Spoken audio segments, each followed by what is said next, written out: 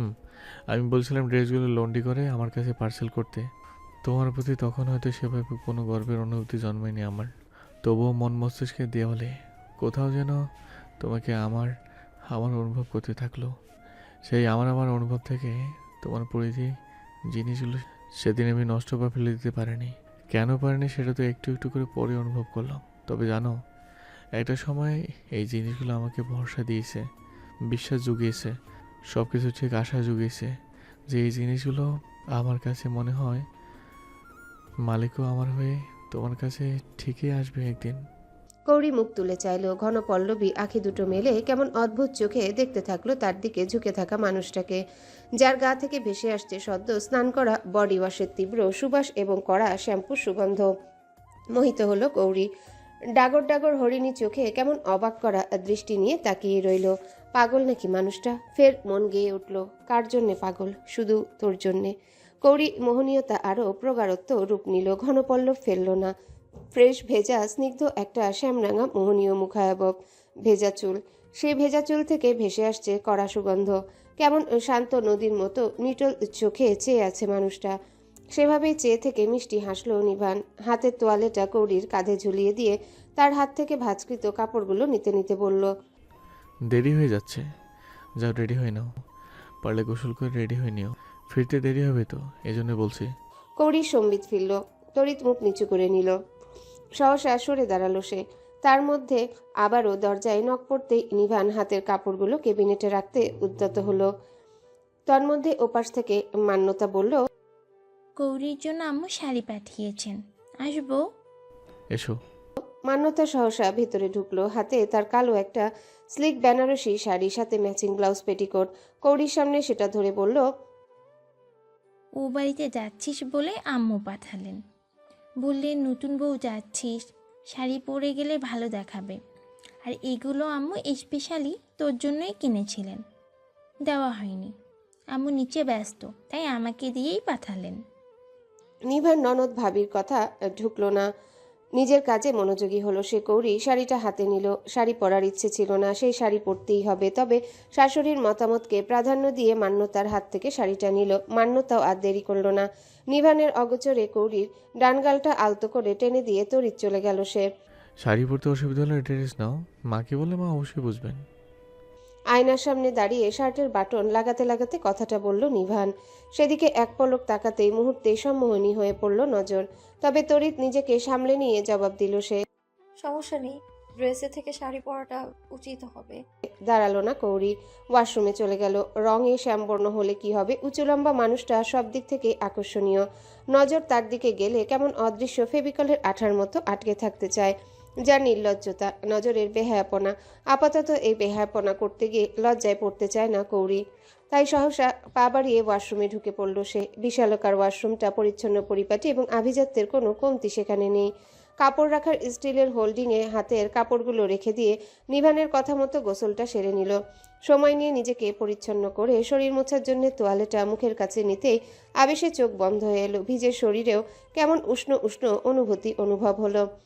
প্রতিটা জিনিসে মানুষটার ছোঁয়া, তার নির্দিষ্ট সুগন্ধ উথাল পাতাল করে দিচ্ছে কৌরিকে। হাসলো কৌরি।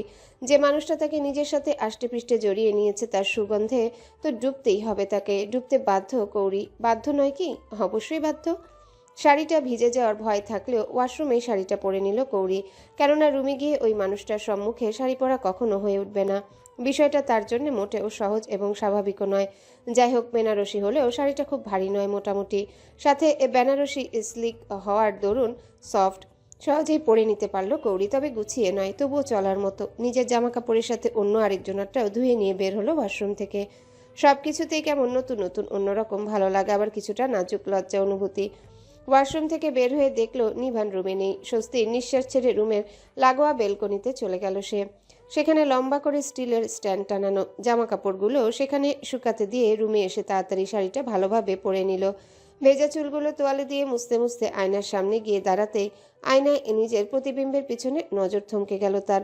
মানুষটা দরজায় এসে কখন দাঁড়িয়েছে। হৃদস্পন্দন দ্রুত হলো। সহসা মনে প্রশ্ন জাগলো, তাকে কি শাড়ি ঠিকঠাক করে দেখে নিয়েছে মানুষটা? প্রশ্ন যেন সেখানেই থেমে গেল তার।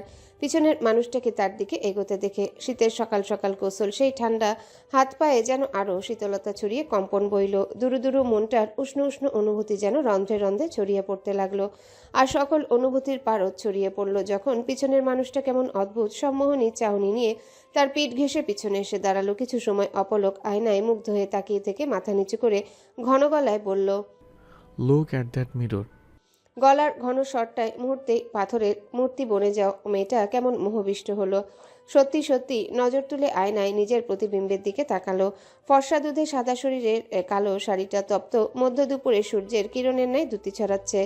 নিজেও কেমন নিজের রূপে ক্ষণিকের জন্য বিমোহিত হয়ে পড়ল কৌরি। অথচ শক্ত দুটো হাত সেই কখন তার কোমর পেঁচিয়ে নিয়ে ওকে নিজের সাথে জড়িয়ে নিয়ে খেয়াল নেই তার। হাতের বাঁধন শক্ত হতেই হুঁশ ফিরল তার। তড়িৎ নিজেকে ভুলে আয়নায় নিজের পেছনে দাঁড়ানো সুদীর্ঘ লম্বা চওড়া মানুষটার দিকে ফিরল সে। অথচ সেই মানুষটা কি আর কৌরির তাকানোর অপেক্ষায় আছে? সে তার নিজের কাজে ব্যস্ত। পুরুষালী শক্ত নাকটা ফর্সা নিটোল গলার বাঁকে বিত্তেই চোখ মুদে এলো কৌরির। সেকেন্ডে চঞ্চল হয়ে উঠল ভিতরে রন্ধে রন্ধে অনুভূতিগুলো। তা টের পেয়েও নিভান কেমন জড়ানো গলায় বলে গেল, দেখেছো নিজেকে? কোনো সাধু পুরুষ কি পারবে এই আকর্ষণীয়তা থেকে নিজেকে দূরে রাখতে, তাও আবার নিজের একান্ত নারীটা থেকে? উফ, আমি তো যতই নিজেকে ধরে বেঁধে নিয়ন্ত্রণে রাখার চেষ্টা করছি, তুমি ততই চুম্বনের ন্যায় টেনে যাচ্ছ আমাকে, টুটাচ্ছ আমার অহমিকা, আমার নিস্তব্ধতা। এই যে কালো শাড়ি পরেছো, নজর কাড়ার বদলে নজরটা আরও ধাঁধিয়ে দিচ্ছ। আকর্ষিত হচ্ছে। আয়নায় তাকিয়ে নিজেকে দেখে রেখেছো নিশ্চয়ই। কীভাবে রাখবো তোমার থেকে নিজেকে দূরে, তোমাকে না ছুঁয়ে? টেল মি করি। উফ, এত আকর্ষণীয় কেন তুমি? এত টানছো কেন আমাকে? তুমি অসুস্থ, এটা কি করে মাথায় রাখবো? প্লিজ। কথা থেমে যাওয়ার আকুতি নাকি নিজেকে ছাড়া পাওয়ার আকুলতায় শব্দটা মুখ ফুটে বের করলো কৌরি।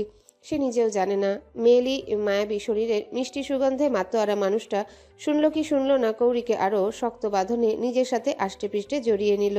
পুরুষালী হাতের শক্ত বাঁধনে আষ্টেপৃষ্টে জড়িয়ে থাকা কৌরির মনে হলো সে লোহার খাঁচায় বন্দিনী। আর সেই লোহার বেরি তার নরম শরীরটাকে আষ্টেপৃষ্টে চেপে ধরে রেখেছে নিজের বাঁধনে। তবে সেই স্পর্শে অস্বস্তি নেই, দ্বিধা নেই, ব্যথা নেই, আছে কিছু দম বন্ধকর অনুভূতি। কৌরির শ্বাসটা যেন সেই দম বন্ধকর অনুভূতিতে মাঝে মধ্যে নিঃসার হয়ে আসছে। কথা বলার পরিস্থিতিতে সে নেই। ঘন ঘন শক্ত নাক আর পুরো ঠোঁটের বিচরণ চলছে তার গলার সর্বত্র জুড়ে। তবুও কোনো রকম ছাড়া ছাড়া জড়ানো গলায় বলল সে, দেরি হয়ে যাচ্ছে কিন্তু। হাতের বাঁধন যেন আরো ঘন, আরো দৃঢ় হলো, সাথে গলার স্বর। তো এই সামান্য তো শব্দ কৌরি যেন মূর্ছা যাওয়ার মতো নুইয়ে পড়ল। শক্ত হাতের বাঁধনের উপর নিজের কোমল হাতটা রাখলো। মুহূর্তে শক্ত হাতজোড়া আলগা হয়ে কোমল হাতজোড়া নিজের হাতের বাঁধনে নিজের সাথে চেপে ধরার আগেই সুযোগ নিল কৌরি। উল্টোমুখ হয়ে নিভানকে শক্ত করে জড়িয়ে ধরল। মুখে তার ঘন নিঃশ্বাস। বিচক্ষণ সৈনিকের ন্যায় যুদ্ধে জয়ী হওয়া স্ত্রীর সফলতায় হেসে ফেলল নিভান। নরম পাতলা শরীরটা নিজের সাথে শক্ত বাঁধনে জড়িয়ে নিয়ে মৃদুস্বরে বলল, দিস ইজ নট ফেয়ার। কৌরি টু শব্দ মুখে উচ্চারণ করল না। উচ্চারণ করার পরিস্থিতিতে থাকলেই না মুখে কথা বের হবে। এত সময়ের সুখ সুখ মর্মর অনুভূতির রেশ সামলাতেই বিচলিত সে। যে মানুষটা তাকে বিচলিত করে তুলল, আবার সেই মানুষটারই বলিষ্ঠ বুকে আশ্রিত হয়ে ঘন ঘন নিঃশ্বাস ফেলে নিজেকে শান্ত করার প্রচেষ্টায় মগ্ন হলো। উফ, কখনো কি ভেবেছিল তার ইহকালের চিরন্তন সুখের জায়গা হবে এই মানুষটার বুকে? এটাও কি কখনো ভেবেছিল এই মানুষটা কখনো তারই হবে? শুধু তার আজ হয়েছে। কাল দুপুরের পর থেকে মানুষটা একান্তই তার হয়ে গেছে। আর সেখানে থেকে বিগত 19টা বছর কাটানো জীবনের পরিবর্তন এসেছে এবং পরিবর্তিত হয়েছে তার জীবন।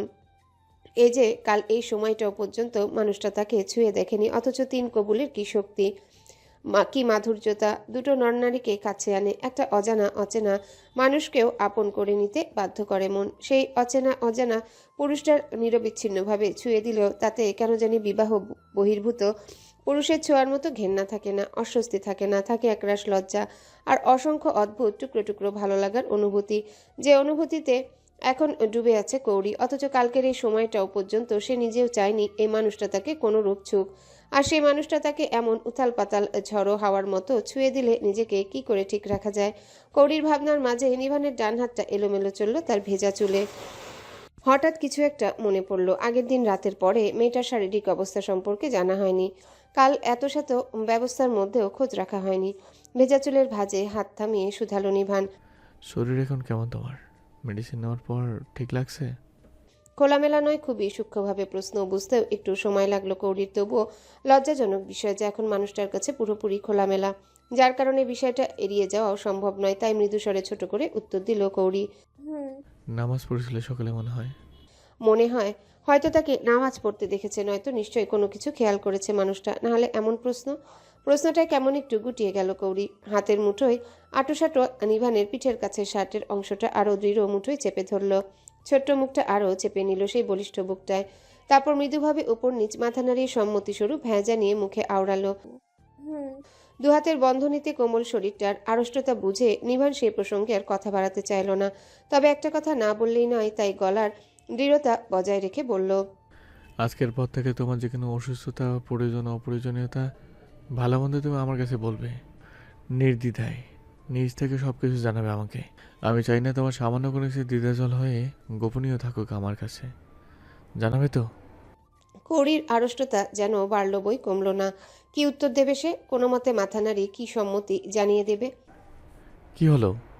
দৃঢ় কণ্ঠটা কর্ণপাত হতেই কৌরি কথা না বলে মাথা মৃদু উপর নিচে নাড়িয়ে সম্মতি দিল।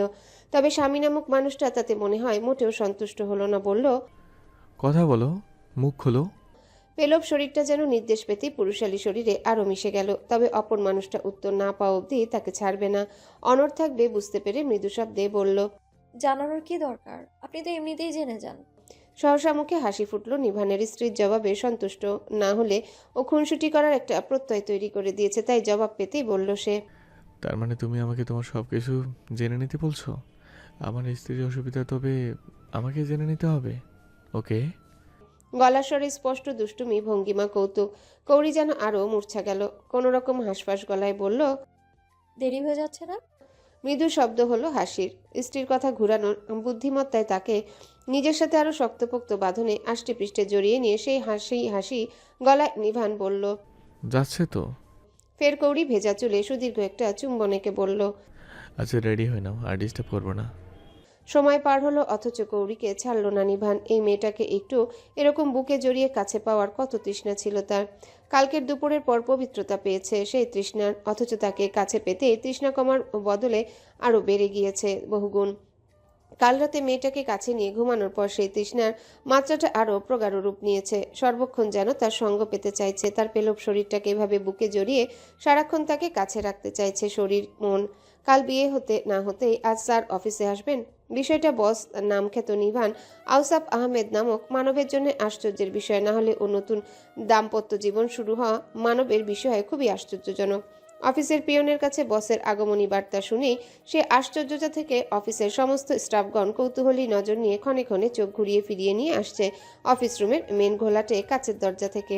অথচ অপেক্ষার অবসান হচ্ছেই না। সেখান থেকে প্রায় মিনিট 10 যেতে সবার কৌতূহলী নজরের অপেক্ষার অবসান ঘটল। আর সবার কৌতূহলী নজর উবে গিয়ে মুগ্ধ স্থবির নজর সেদিকে আটকে রইল। 4 মাস কি 4.5 মাস আগে এরকম একটা দৃশ্যে অফিসের সবাইকে ক্ষণিকের জন্য আশ্চর্য হতে বাধ্য করেছিল। অফিসের বসকে একটা বাচ্চা মেয়েকে সঙ্গে নিয়ে পায়ে পা মিলিয়ে হেঁটে আসতে দেখে তার প্রতি কোমল আচরণ দেখে মনে আচমকাই কৌতূহল হয়েছিল। আজ আবারও সেম দৃশ্য। তবে আজ যেন সবার নজরে কৌতূহল নাই, কেমন মুগ্ধতা বিরাজ করছে। নিত্যদিনের সাজ, ফর্মাল ড্রেস আপ, তবে আজ কালো শার্টের উপর কালো স্যুট।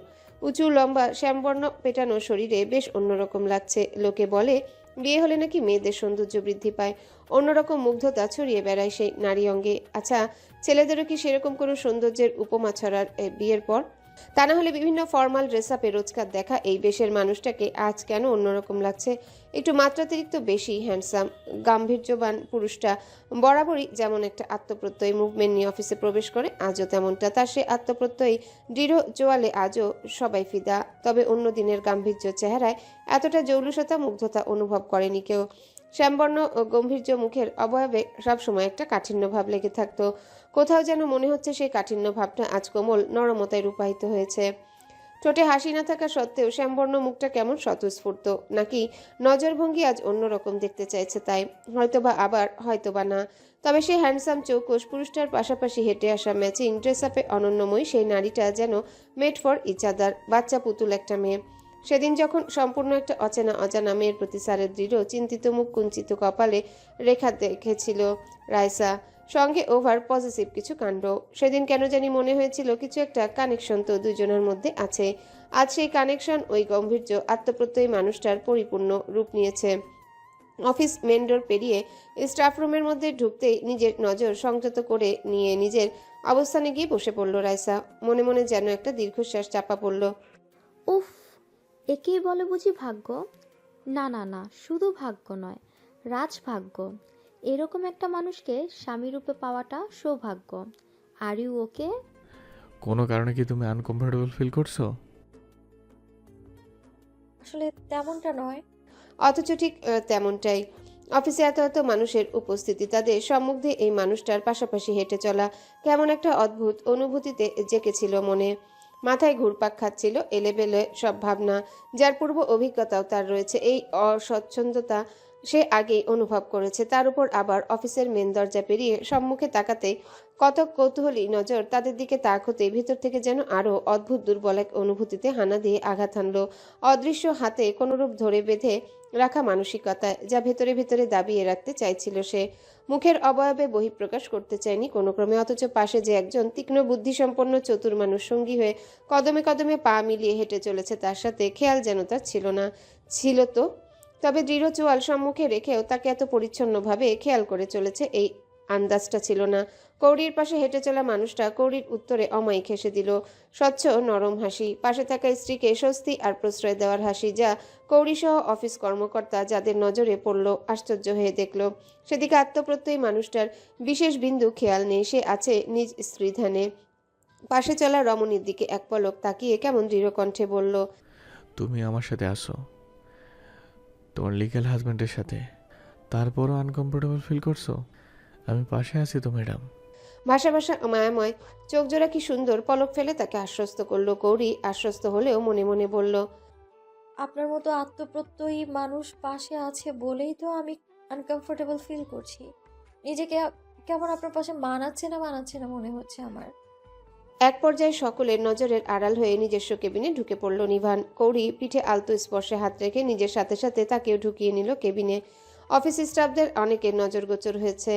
গম্ভীর দৃঢ়প্রত্যয়ী বস নামধারী মানুষটা আসলে নিজের একান্ত, নিজের মানুষটার ক্ষেত্রে বিশেষ, একদম আলাদা। বুঝতে অসুবিধা হলো না কারো। বসধারী গম্ভীর মুখ করে রাখা কাঠিন্য মানুষটা যে নয়, তিনি যেন নিজের একান্ত, নিজস্ব নারীর বিষয়ে ভীষণ কোমল নরম। একই মানুষের স্থানভেদে দুরকম ভাবমূর্তিতে আজ অনেকেরই নজরে পড়েছে, খেয়াল করেছে, অনুভবও করেছে সবাই, যা আগে কখনো অন্য কারো ক্ষেত্র বিশেষে নজর পড়েনি কারো। সবসময় নিজের কাঠিন্য, গম্ভীর্য ব্যক্তিত্ব নিয়ে থাকা মানুষটাকে নিয়ে এই বিষয়ে ওনার অগোচরে ট্রলও কম হয়নি। সবাই কম বেশি এটা নিয়ে ট্রল করত। স্যারের সবকিছু পারফেক্টলি থাকলেও এত জলদ গম্ভীর আর স্বল্পভাষী মানুষটার কখনো বউ টিকবে না। অথচ তার উপরেই আবার ফিদা ছিল অফিস ফিমেল স্টাফরা।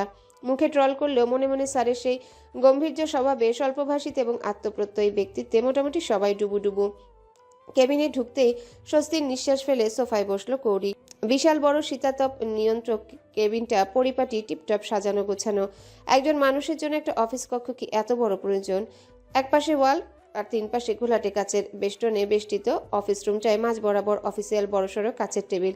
সেখানে অফিস কক্ষের মালিকের বিশেষ নেম প্লেট সহ বিভিন্ন প্রয়োজনীয় সরঞ্জামাদি রয়েছে। তবে গুচ্ছ আর্টিফিশিয়াল ফুলের ফুলদানিটাতে বেশ নজর কাটছে। সবকিছু পারফেক্ট, পরিপাটি করে গোছানো। টেবিলের ওপাশে আরামদায়ক বড়সড় কেদারা, অপর পাশেও দুটো রয়েছে, তবে অফিস মালিকের স্পেশাল কেদারার তুলনায় ছোট। টেবিলের কিছুটা দূরত্ব মেনটেন রেখে 3 সিটের একটা বড় সড়ো সোফা, সেখানেই বসেছে কৌরি। আগেও একবার আসা হয়েছিল, তবে বিশেষ খেয়াল করা হয়নি।